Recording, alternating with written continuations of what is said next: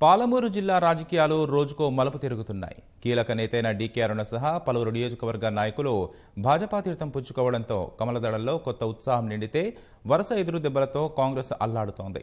కాంగ్రెస్కు ఉన్న ఒక్క ఎమ్మెల్యే సైతం తెరాసలో చేరడంతో లోక్సభ ఎన్నికలను ఎదుర్కోవడం ఆ పార్టీకి కత్తి మీద సాములా మారింది. డీకే అరుణ మహబూబ్నగర్ ఎంపీ బరిలో నిలుస్తారన్న ఊహాగానాలతో బలమైన అభ్యర్థిని నిలపాలని తెరాస భావిస్తోంది. ఉమ్మడి పాలమూరు జిల్లాలో రాజకీయాలు శరవేగంగా మారుతున్నాయి. లోక్సభ ఎన్నికలతో ప్రధాన పార్టీల్లో ఉత్కంఠ వాతావరణం నెలకొంది. పార్లమెంట్ ఎన్నికల్లో బరిలో ఎవరు నిలుస్తారన్న అంశం కంటే తాజా రాజకీయ పరిణామాల దృష్ట్యా ఎవరు గెలుస్తారన్న అంశం చర్చనీయాంశంగా మారుతోంది.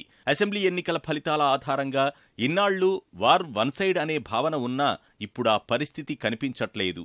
మహబూబ్నగర్, నాగర్ కర్నూల్ నియోజకవర్గాల్లో ప్రధాన పార్టీల మధ్య హోరాహోరీ తప్పేలా లేదు.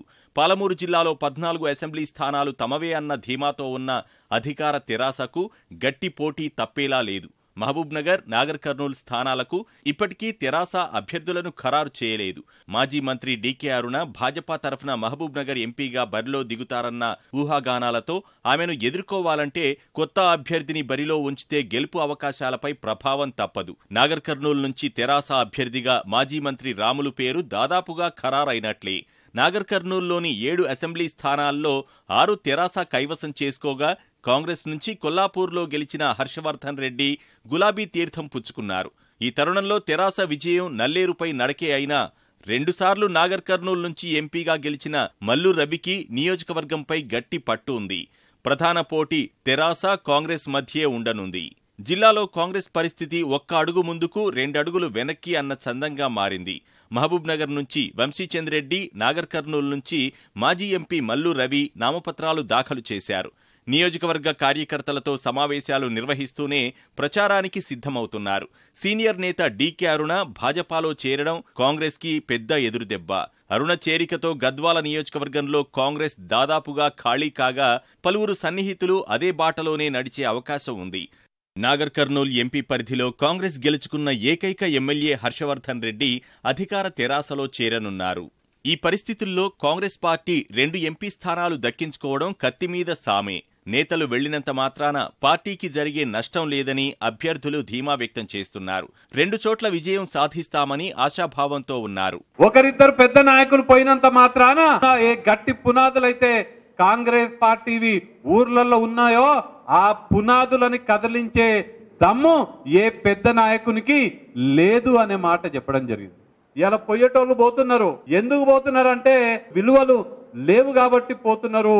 కాంగ్రెస్ పార్టీ వల్ల ఇవాళ ఆ స్థాయికి వచ్చి కాంగ్రెస్ పార్టీ వల్ల మనందరికన్నా ఎక్కువ లాభపడ్డటువంటి వాళ్ళు ఇవాళ మనల్ని ఈడ్చికొట్టి మన పార్టీని వదిలిపెట్టి పోతుంటే ఏమనాలనేది ఒక్కసారి మనం ఆలోచించాం. అరుణ చేరికతో భాజపాలో నూతనోత్సాహం వెల్లివిరుస్తోంది. మహబూబ్నగర్ భాజపా ఎంపీ అభ్యర్థిగా ఆమె బరిలో నిలిచే అవకాశం ఉంది. మహబూబ్నగర్ పార్లమెంటు నియోజకవర్గంలోని 7 నియోజకవర్గాల్లో మహబూబ్నగర్, మక్తల్, నారాయణపేట, షాద్నగర్లో భాజపాకు గట్టి పట్టుంది. ఆ బలానికి అనుబంధంగా ఇప్పటికే పలువురు అరుణ అనుచరులు కమలదళంలో చేరనుండగా తెలంగాణ ఇంటి పార్టీ నేత మాజీ ఎమ్మెల్యే ఎన్ఎం శ్రీనివాసరెడ్డి సైతం భాజపాలో చేరికతో పార్టీ బలం పుంజుకోనుంది. తెరాస, భాజపా, కాంగ్రెస్ మధ్య హోరాహోరీ పోరు తప్పదు. నాగర్ కర్నూల్ పార్లమెంటరీ నియోజకవర్గం నుంచి భాజపా అభ్యర్థిగా బంగారు శృతి బరిలోకి దిగే అవకాశం కనిపిస్తోంది. లోక్సభ నియోజకవర్గంలోని కల్వకుర్తి, కొల్లాపూర్, అచ్చంపేటల్లో కొంత ఓటు బ్యాంక్ కమలానికి ఉంది. దీనికి తోడుగా గద్వాలలో డీకే అరుణ శ్రేణులతో భాజపాకు కలిసి రానుంది. టీఆర్ఎస్ పార్టీకి ఆల్టర్నేట్ పార్టీగా ఎదగడానికి కేవలం బీజేపీకి అవకాశం ఉంది. ఖచ్చితంగా పార్లమెంటు స్థానాలు గెలిపించడానికి మేమందరం కలిసి కృషి చేస్తామని ఈ సందర్భంగా తెలియజేసుకుంటూ మళ్ళీ వచ్చేటటువంటి అసెంబ్లీ ఎన్నికల కల్లా ప్రత్యామ్నాయం బీజేపీ పార్టీ అనేటటువంటి ఒక నమ్మకాన్ని ప్రజల్లో కల్పిస్తారు. పాలమూరు లోక్సభ పోరుకు మరో 2 రోజుల్లో స్పష్టత రానుంది. ముఖ్యమంత్రి కేసీఆర్ సహా భాజపా అభ్యర్థులను ఖరారు చేస్తే రాజకీయ పరిణామాలు వేగంగా మారే అవకాశాలు స్పష్టంగా కనిపిస్తున్నాయి.